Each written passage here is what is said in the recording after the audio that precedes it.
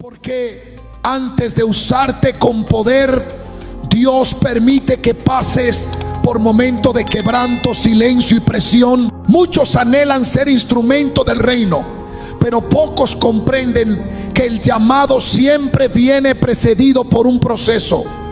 En Deuteronomio 8:12 el Señor declara: y te acordarás de todo el camino por donde te ha traído Jehová tu Dios estos 40 años en el desierto, para afligirte, para probarte, para saber lo que había en tu corazón.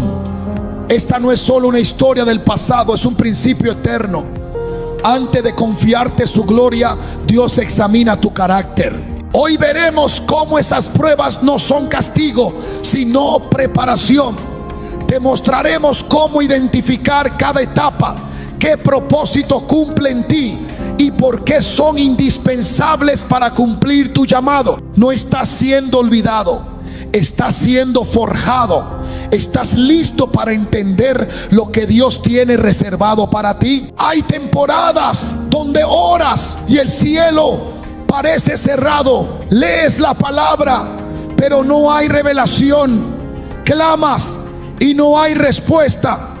Y comienza a preguntarte si hiciste algo mal, si Dios se apartó, si ya no estás en su voluntad. Pero lo que muchos interpretan como abandono, en realidad es una de las pruebas más decisivas antes de ser usado por Dios. El silencio no es castigo, es entrenamiento. Es en ese silencio donde Dios deja de hablar para enseñarte a recordar lo que ya dijo. Te entrena para que camines por convicción y no por emoción. Porque aquel que necesita señales constantes no está listo para sostener un llamado. El que será usado por Dios tiene que aprender a caminar sin ver, a adorar sin sentir, a obedecer sin explicación. Dios entrenó así a José cuando fue arrojado al pozo por sus hermanos y no escuchó una sola palabra que confirmara sus sueños. Entrenó así a David cuando fue ungido rey, pero luego escondido en cuevas sin una sola señal de cumplimiento. Y formó hacia Jesús cuando fue llevado por el Espíritu al desierto, no para ser celebrado, sino para ser probado. El silencio no es vacío, es propósito, no es ausencia, es selección. Cuando Dios guarda silencio, no se ha ido. Está observando cómo respondes cuando no sientes nada, cuando no entiendes nada, cuando no ves nada. Porque solo quien lo busque en la quietud podrá hablar en su nombre con autoridad. En esos momentos la fe deja de ser discurso y se convierte en sustancia. Como dice Hebreos 11:1, es la certeza de lo que se espera, la convicción de lo que no se ve. Esa convicción no nace en las multitudes, sino en lo secreto. No se forja en las plataformas, sino en los rincones donde nadie aplaude, donde nadie escucha, donde solo estás tú y Dios, aunque Él no diga nada. Pero lo que Él no dice también forma. Lo que calla también moldea. Porque el que será usado con poder primero será afinado con silencio. Y si hoy estás atravesando esa etapa, no te resistas. Estás siendo formado. No estás solo, estás en entrenamiento divino. Cuando Dios cierra puertas, no lo hace para frustrarte, sino para protegerte de caminos que no están alineados con tu asignación. No es que Dios te haya olvidado, es que está cuidando tu destino. A veces clamas por oportunidades, por plataformas, por respuestas, y lo único que encuentras es un muro. No se abre el trabajo que querías, no llega el contacto que esperabas, no se da esa conexión que parecía perfecta. Y es ahí donde se activa una prueba profunda. ¿Confías más en tus planes o en los de Dios? Porque quien será usado por Él necesita aprender a rendir su voluntad sin condiciones. La Biblia dice en Proverbios 16:9: el corazón del hombre piensa su camino, mas Jehová endereza sus pasos. Lo que tú consideras pérdida, Dios lo ve como redirección. Lo que tú llamas fracaso, en el cielo se registra como protección. No puedes ser instrumento del reino si todavía crees que todo lo que brilla viene de Dios. Hay puertas que Él mismo cierra para que no te pierdas en lo que parece éxito, pero que en realidad es distracción. Antes de usarte, Dios necesita saber si está dispuesto a caminar solo por donde Él guíe, aunque no entiendas la ruta. Esa es la fe que Él aprueba, y esa es la obediencia que Él promueve. Dios no forma a sus siervos en medio del ruido, sino en la separación. La soledad que muchos interpretan como rechazo es en realidad el taller donde Dios edifica identidad.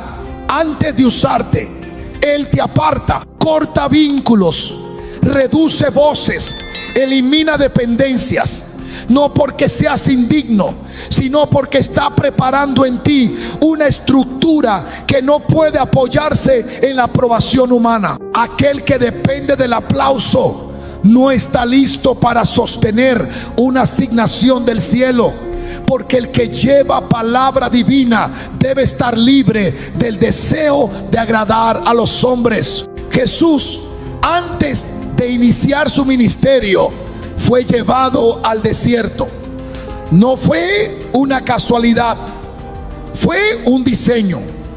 Allí no había multitudes, solo el Espíritu Santo y la voz del enemigo. Y en ese contraste se reveló el carácter del Hijo, porque no se revela lo que hay en ti cuando todo está a tu favor, sino cuando estás solo y sin recursos visibles. Gálatas 1:10 lo declara con claridad. ¿Busco ahora el favor de los hombres o el de Dios? ¿O trato de agradar a los hombres?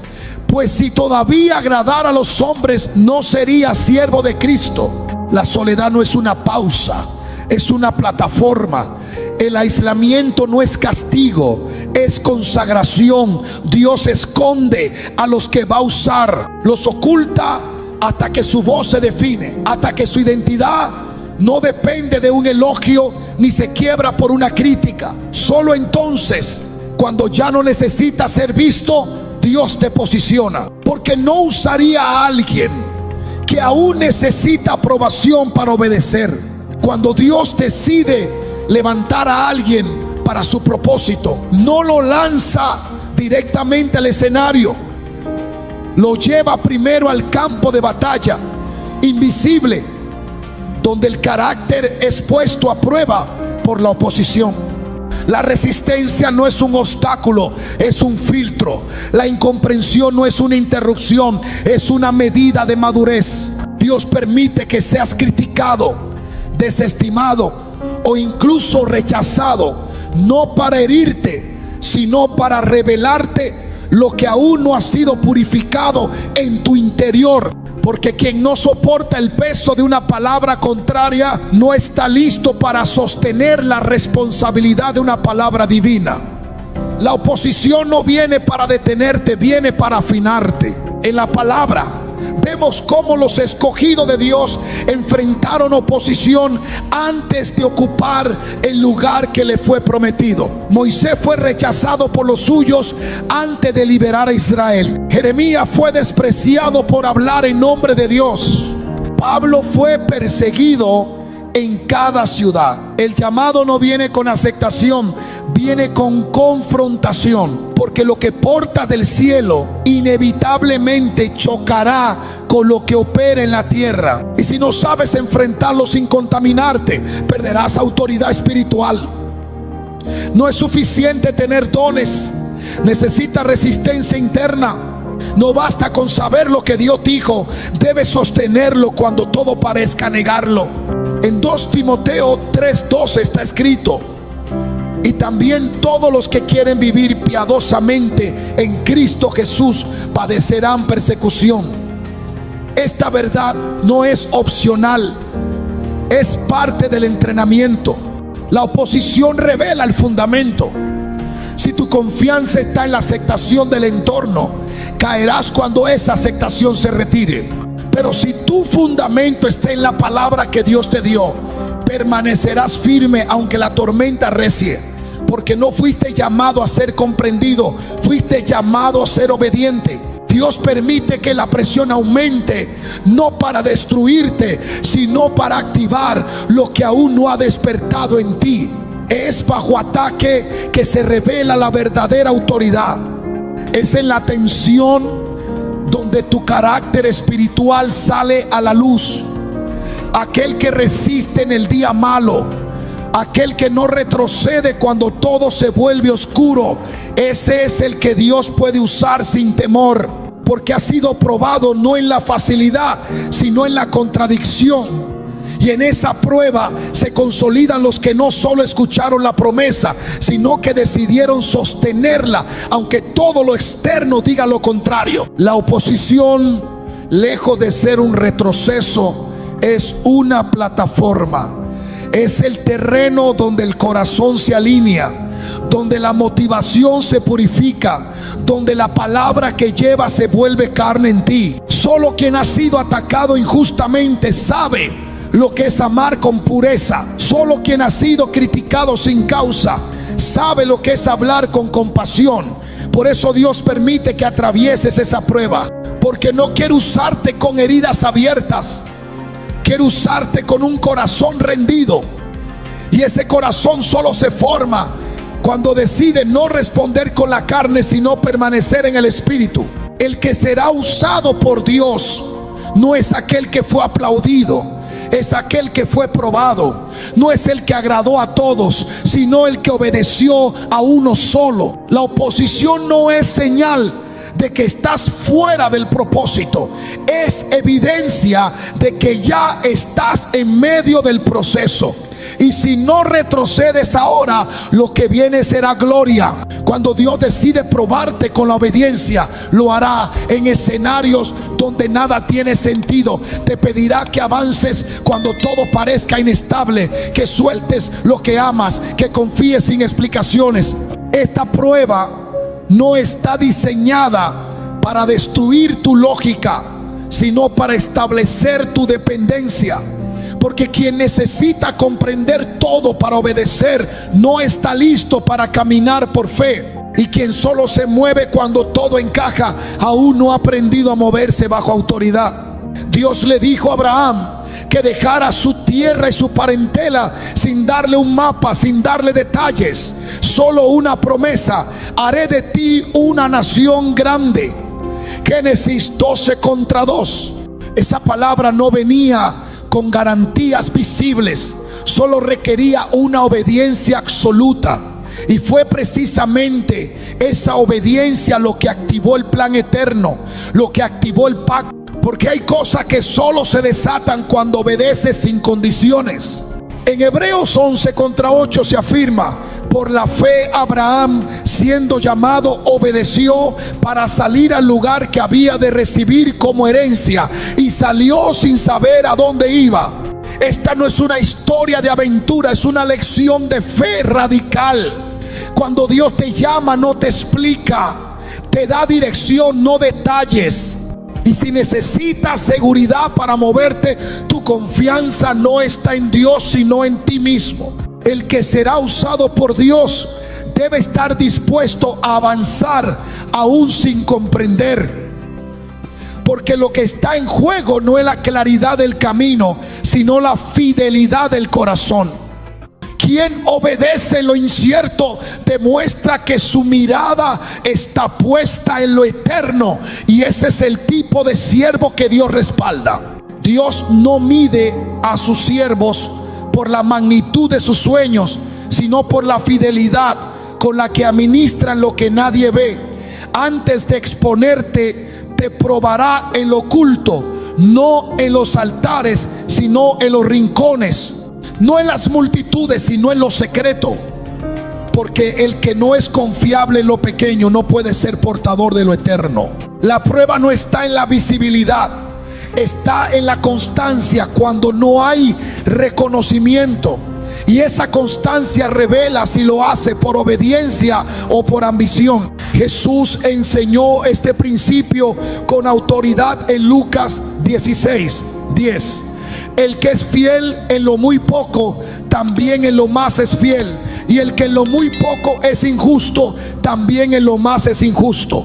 Este versículo no se refiere únicamente a lo material, sino a lo espiritual, a cómo cuidas lo que se te entrega en lo íntimo, a cómo respondes cuando nadie te observa, porque ahí es donde se revela la verdadera intención del corazón.